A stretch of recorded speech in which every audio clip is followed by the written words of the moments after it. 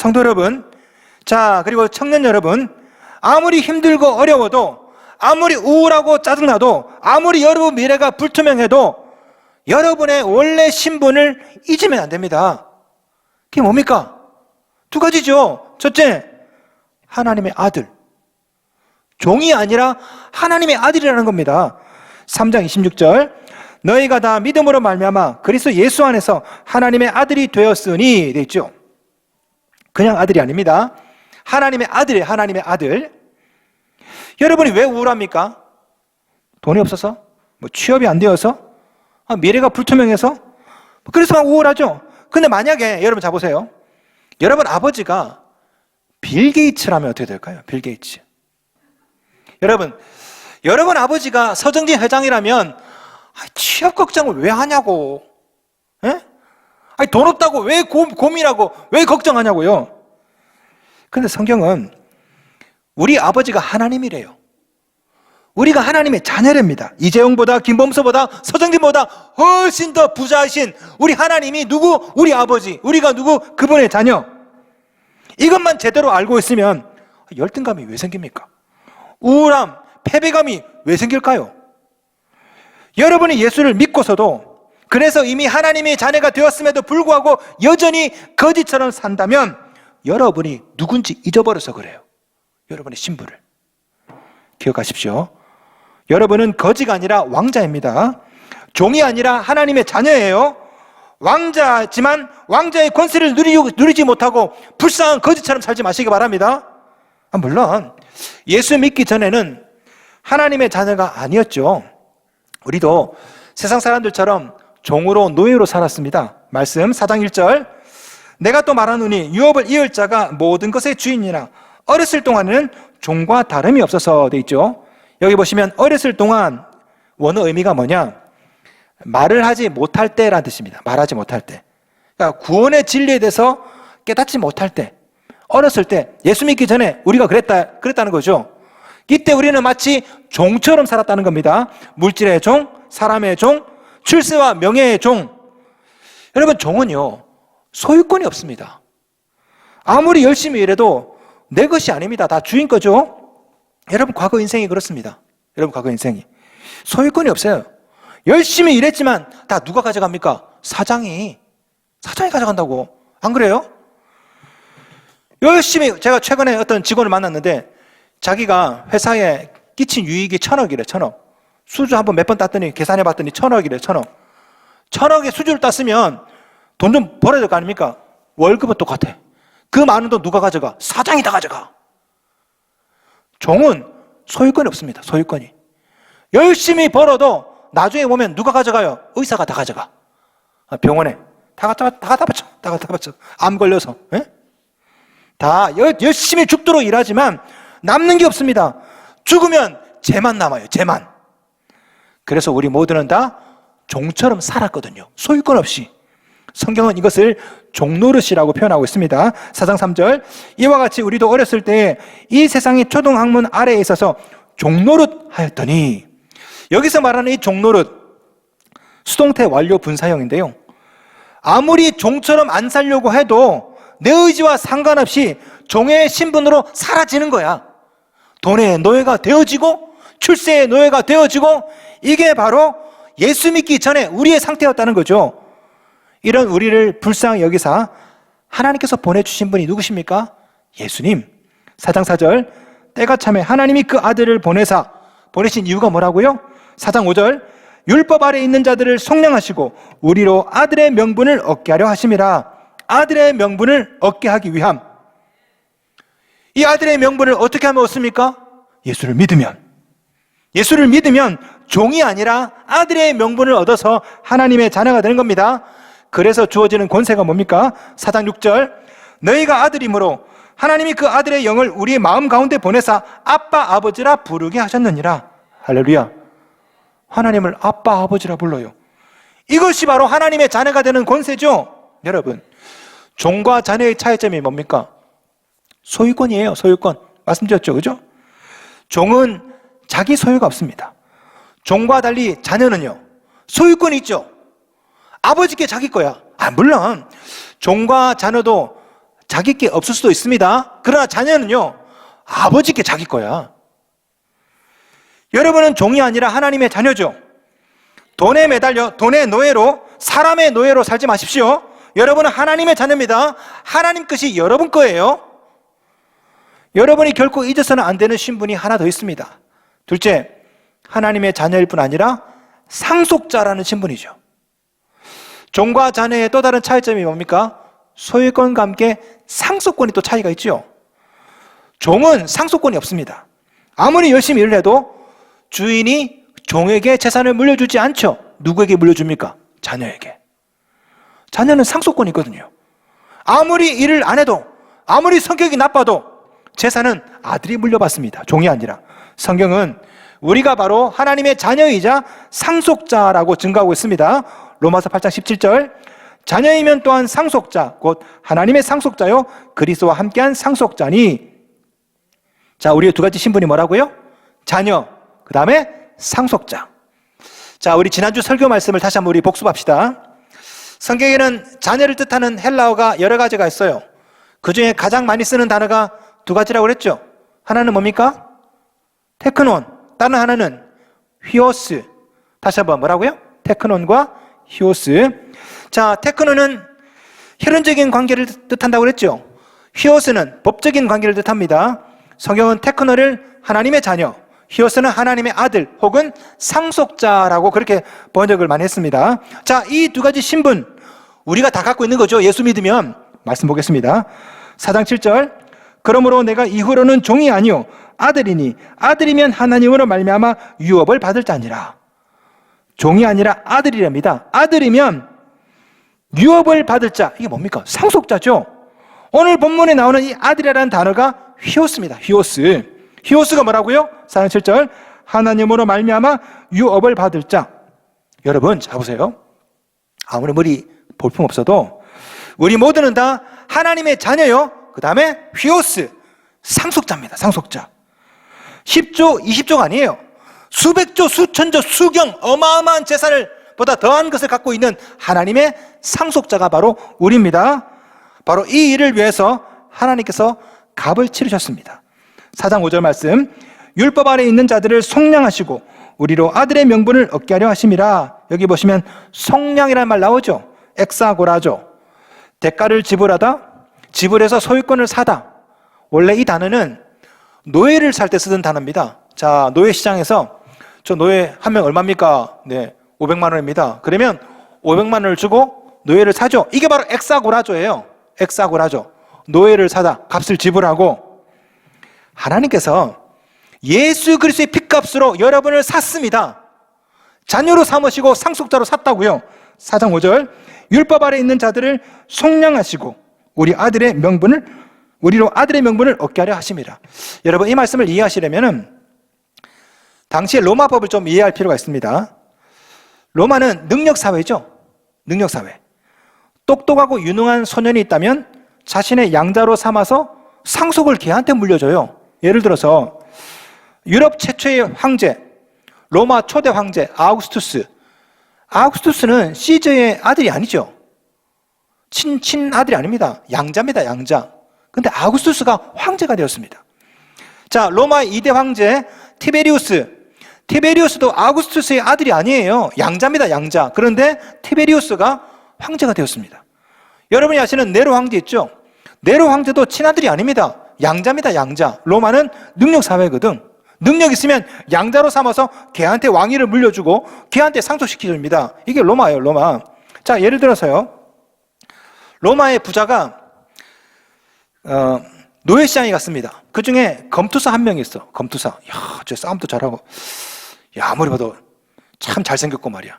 그러면 내가 제 검투사를 내가 내 아들로 삼아야 되겠다 생각을 하고 그 검투사의 그 주인에게 물어봅니다. 저 검투사 제 얼마입니까?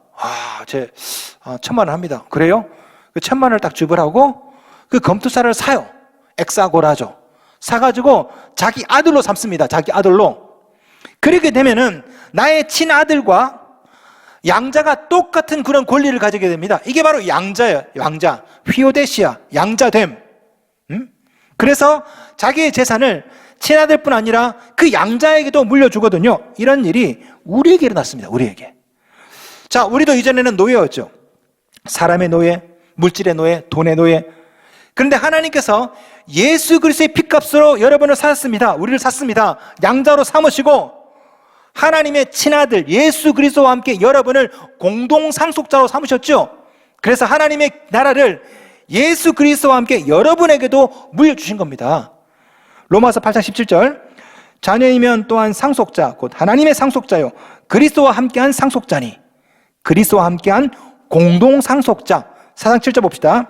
그러므로 내가 이후로는 종이 아니요 아들이니 아들이면 하나님으로 말미암아 유업을 받을 자니라.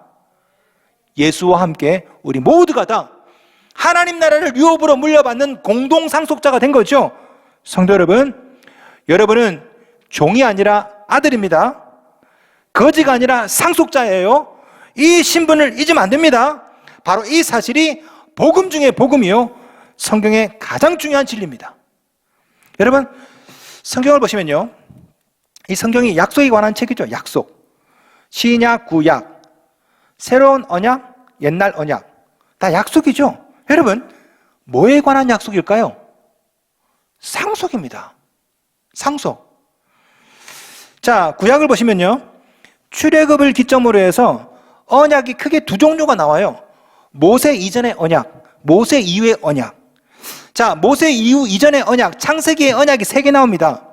아담, 노아, 아브람. 여러분, 이 세 언약의 공통점이 뭐예요?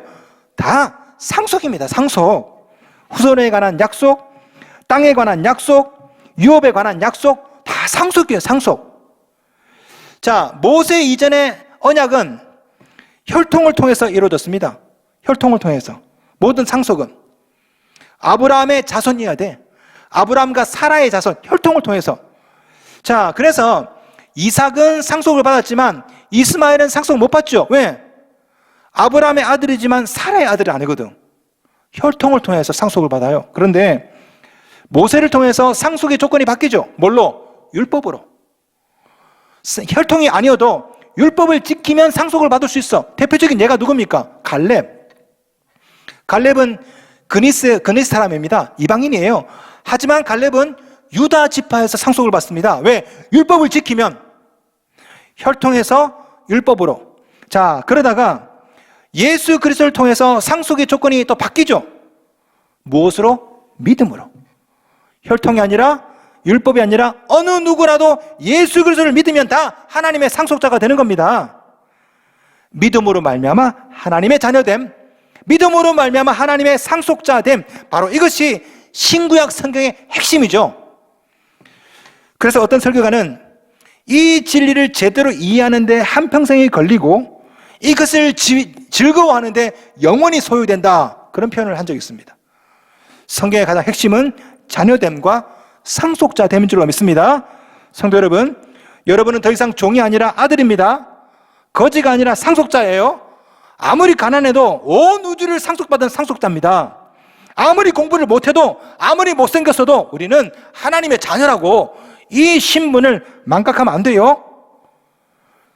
너무나 많은 사람들이 하나님의 자녀임에도 불구하고 종처럼 살아요. 종처럼. 왕자인데 거지처럼 산다고. 어떤 사람은 물질의 노예로 날마다 돈돈하면서. 불행히도 갈라디아 교인들이 그렇게 살았습니다. 사도 바울이 복음을 전했어요.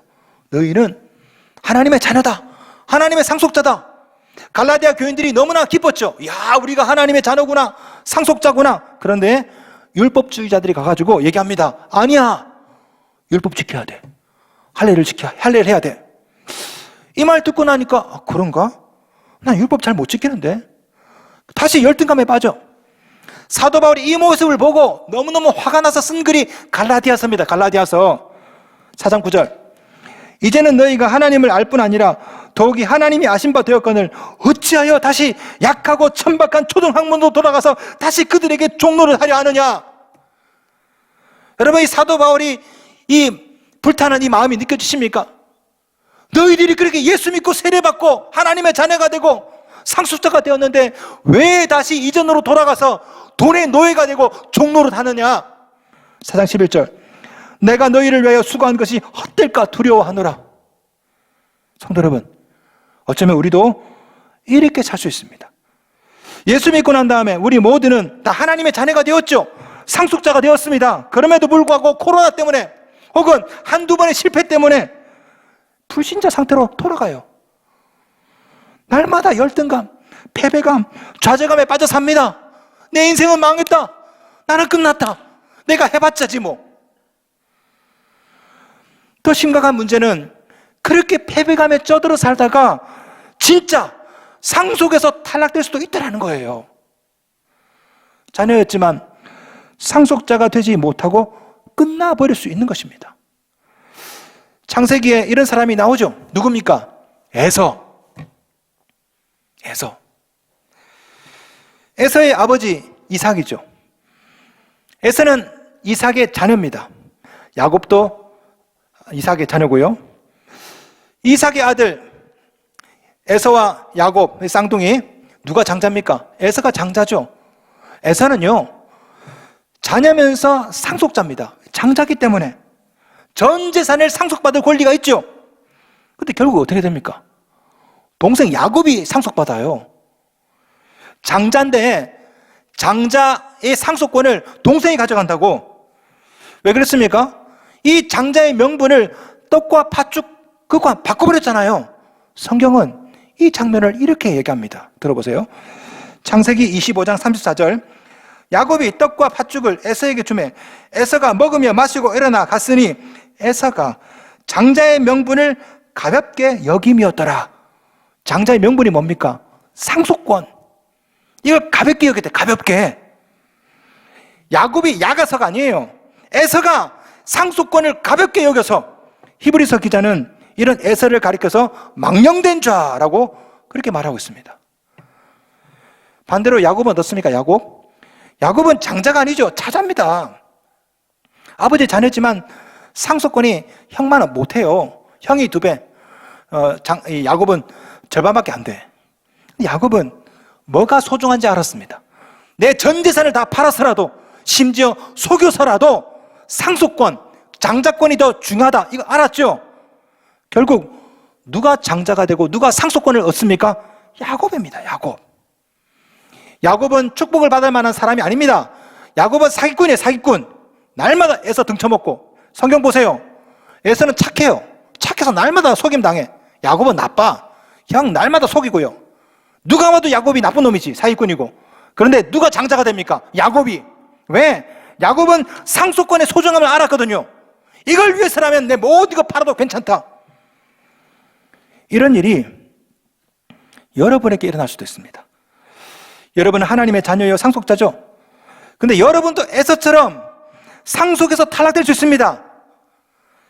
믿음도 없던 친구, 불교 신자였던 친척들, 그 사람들이 상속자가 될 수도 있어요. 어떻게 하면 끝까지 하나님의 자녀로 상속자로 살 수 있을까? 어떻게 하면? 끝까지 그리스도께 속히 살면 됩니다. 오늘 요절입니다. 3장 29절 함께 읽겠습니다. 시작. 너희가 그리스도의 것이면 곧 아브라함의 자손이요 약속대로 유업을 이을 자니라. 아멘. 여러분이 그리스도의 것이면 아브라함의 자손, 즉 하나님의 자녀라는 겁니다. 하나님의 자녀면 약속대로 유업을 얻을 자, 이을 자, 상속자라는 것이죠. 조건이 뭡니까? 그리스도의 것이면. 자, 그리스도의 것 무슨 뜻일까요? 그리스도께 속한 자라는 겁니다. 개역 개정 말고 이전 성경, 개역 성경은 쉽게 풀어놨어요. 자, 3장 29절 개역 성경입니다. 너희가 그리스도께 속한 자면, 번역이 이전 번역이 더 좋아. 너희가 그리스도께 속한 자면, 네 생각, 네 인생이 다 그리스도 안에 있으면 자녀요 상속자라는 거죠. 자, 현대어 성경입니다. 그리스도의 소유가 된 지금 우리는 참다운 의미에서 아브라함의 후손들입니다. 그리스도의 소유가 된 지금. 자, 질문 드리겠습니다. 여러분, 하나님의 자녀인데 왜 상속자의 권세를 누리지 못할까요? 왜 그럴까요? 하나님의 그리스도의 소유가 아니라 돈의 소유가 되기 때문에 그래요. 돈의 소유. 그래서 하나님의 자녀가 되는 권세, 상속자의 권세를 망각하고 돈의 유무에 따라 어떨 때는 기뻤다가, 어떨 때는 슬펐다가, 어떨 때는 좌절했다가, 그리스도의 소유가 아니라 돈의 소유가 되기 때문에. 학생이 학교에 가지 않고 날마다 나이트클럽에 가 있으면 어떻게 됩니까? 학생의 신분을 망각합니다. 대학의 가치, 인생의 가치를 망각하죠. 그러다가 결국 퇴학당하죠. 그리스도인은요, 그리스도 안에 있지 않으면 하나님 자녀의 가치, 천국의 가치를 망각합니다. 세상 사람들하고 똑같이 살다가 잘못하면 천국에서 퇴학당할 수 있다고요. 미국 보시면은 캐나다 북쪽에 미국 땅이 또 있죠. 알래스카. 원래 이 알래스카는 러시아 땅입니다. 소련 땅, 러시아 땅. 근데 러시아가 미국에게 팔았어요. 그 넓은 땅을, 우리 한반도의 수십 배가 되는 그 넓은 땅을 팔았다고 미국에게. 얼마에 팔은 줄 아십니까? 85억에. 우리 교회 건물이 이게 100억이거든요. 가치가. 85억에. 이 건물 하나만도 못한 가격으로 그 넓은 땅덩어리를 미국에다 팔았다고요. 러시아 사람들이 저 얼음덩어리 저 땅이 도대체 뭔 소용이 있겠나 팔아먹었어요. 지금 러시아에는요, 하루에도 수천억씩 금이 나오고 석유가 나오고 가스가 나오고 철광석이 나오고 그 엄청난 가치를 겨우 85억에 팔다니 얼마나 어리석은 거래입니까? 그런데 우리 그리스도인들도 그리스도 밖에 있으면 이런 어리석은 매매를 할 수 있다니까. 돈에 파묻혀 살다 보면 돈이 최고인 줄 알아. 하나님의 자녀가 되는 권세가 얼마인지 몰라. 그러다 보니까 예배 1시간과 10만 원을 바꿔버려. 어리석은 매매. 그깟 쾌락에다가 자기 시장을 팔아먹고요. 그러다 결국 장자권을 소홀히 여겼던 에서처럼 상속권, 장자권을 박탈당할 수도 있다니까요.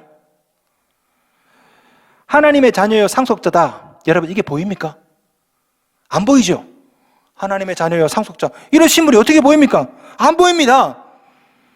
여러분, 이것은요, 그리스도 안에 있어야 보이는 거예요. 그리스도 밖에 있으면 실감이 안 나. 그리스도 안에 있어야 실감이 나는 겁니다.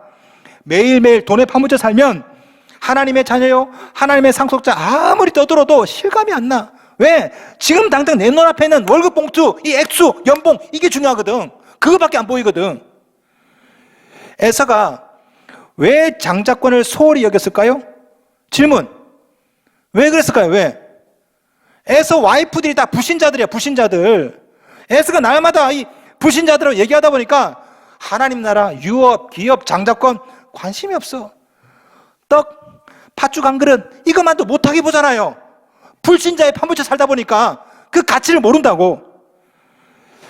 왕자와 거지 이야기를 보세요. 왕궁 안에 있을 때는 분명히 왕자죠. 왕궁을 떠났더니, 왕을 떠났더니 누가 알아줍니까? 그 사람이 왕자인지. 거지가 되지 않습니까? 거지가. 우리도 마찬가지입니다. 그리스도를 떠나면 우리가 누구인지 우리도 잊어. 세상 사람도 잊어버려. 불신자와 똑같이 살게 되는 거죠. 왕자인데 거지처럼 사는 것입니다.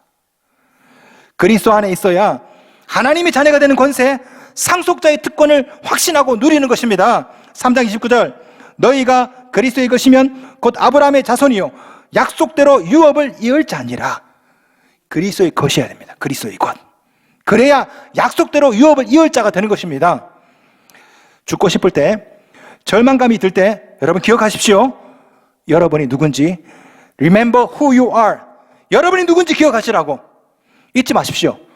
여러분이 하나님의 자녀요, 하나님의 상속자라는 사실을 열등감에 빠져있는, 패배감에 빠져있는 청년들과 여러분에게 오늘 저도 이렇게 말씀드리고 싶습니다. 어이 젊은 친구, 상속자답게 행동해. 우리는 상속자입니다. 하나님의 자녀입니다. 상속자처럼 사십시오.